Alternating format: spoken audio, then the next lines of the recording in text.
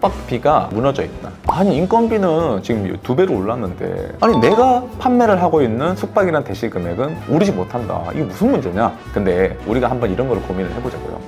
이게 없다 보니까 아 이거 너무 불편해 또는 불쾌라고 피드백이 나올 수도 있다는 거죠.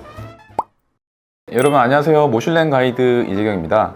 오늘은 모텔 가격은 왜 오르지 못할까라는 주제로 한번 이야기를 해볼까 합니다.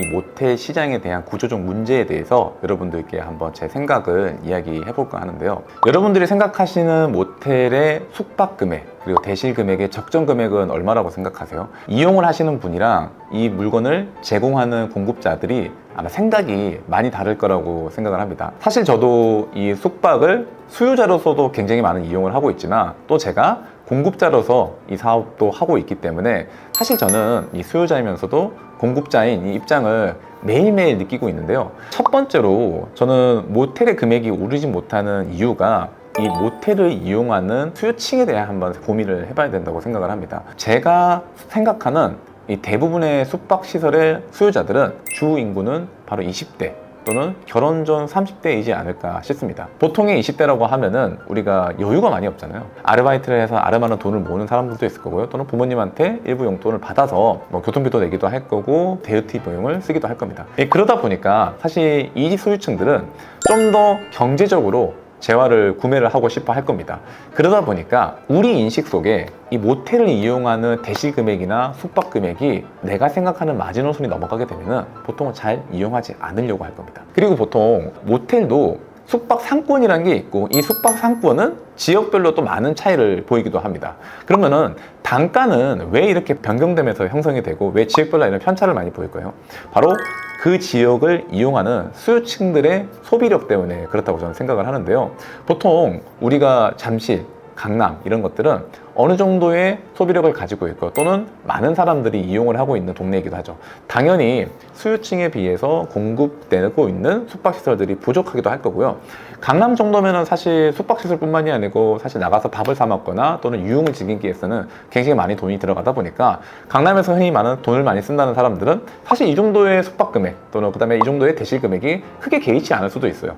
근데 우리가 지방으로 한번 가보자고요. 지방의 어떤 도시들은 숙박 단가가 아직도 3만 원을 하고 있거나 이게 이 3만 원의 단가가 10년 전에도 3만 원을 하는 동네들도 아직도 존재를 합니다. 근데 10년 전에 인건비나 관리비는 사실 많이 변화가 되었잖아요.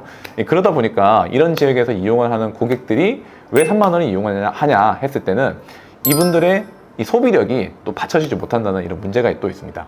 두 번째로 많은 운영주분들께서 이런 말씀을 하세요. 아니 인건비는 지금 2배로 올랐는데 관리비나 공과금도 엄청 많이 올랐고 광고비라는 것도 별도로 지불이 되고 있는데 아니 내가 판매를 하고 있는 숙박이란 대실 금액은 오르지 못한다. 이게 무슨 문제냐? 라고 해서 막 이렇게 하소연들을 많이 하십니다. 근데 우리가 한번 이런 걸 고민을 해보자고요.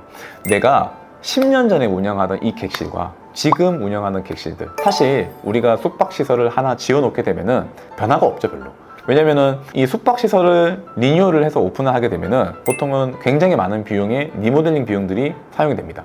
그러다 보면은 작게는 매덕에서 많게는 10억 원 이상의 비용으로 리모델링이 돼서 우리가 운영을 하게 되는데 이렇게 많은 돈을 처음에 썼다 보니까 중간중간에 들어가는 비용들은 사실 약간의 수선비 정도를 제외를 하면은 크게 디자인을 바꾼다거나 가전을 업데이트를 한다거나 가구를 업데이트를 한다는 것이 사실 쉽지가 않습니다.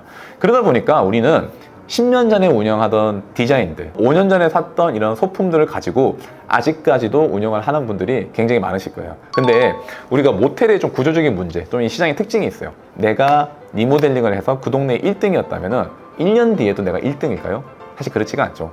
1년이 지나고 2년이 지나면은 내가 운영하는 건물들보다 더 좋은 형태로 리모델링이 한 업장들이 1년에 뭐 한두 개씩은 생겨나게 될 겁니다. 그러면은 1년에 한두 개씩 생겼다고 해서 10년이라고 한번 보면은 이미 내가 운영하던 이 숙박시설들은 굉장히 노후화 됐거나 좀 트렌드에 떨어져 있는 상태가 되어 있을 거고요. 주변에 발생한 수많은 경쟁업체들과 상대를 하기 위해서는 가격에 탄력을 줄 수밖에 없는 문제점들이 사실은 있는 거죠. 그러다 보니까 우리는 안정적으로 인플레이션이 되는 만큼 내가 판매하는 대실 금액 또는 숙박 금액이 올라갔으면 정말 좋겠지만 사실 그러기가 쉽지 않은 이 모텔 생태계의 구조적인 문제들이 있습니다.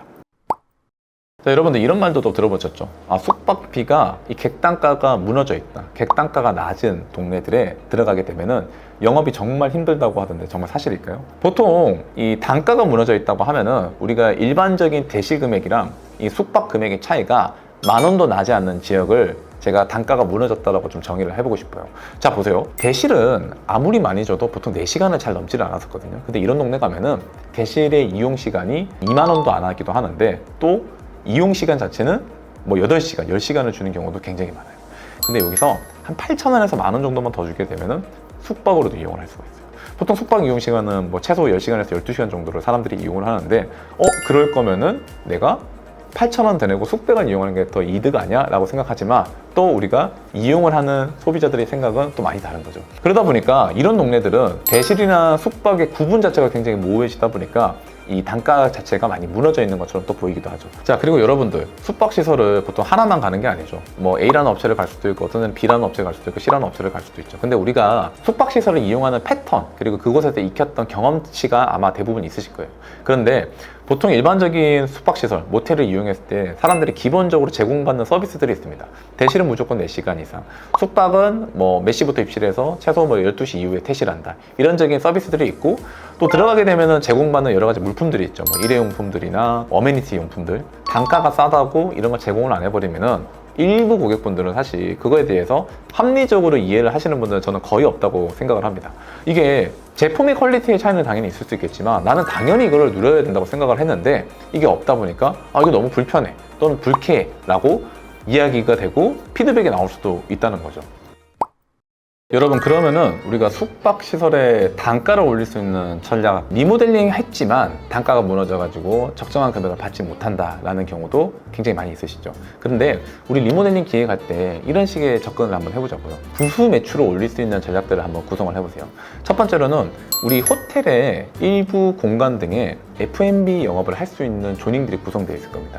대표적으로는 보통 1층 로비에 어떤 면들은 놀고 있는 경우가 굉장히 많을 거예요. 뭐 자판기가 될 수도 있고요. 또는 무인 편의점을 넣어가지고 추가적으로 매출을 일으킬 수 있는 방식의 조닝을 구성하는 것도 한 가지 방식이 될 수 있습니다.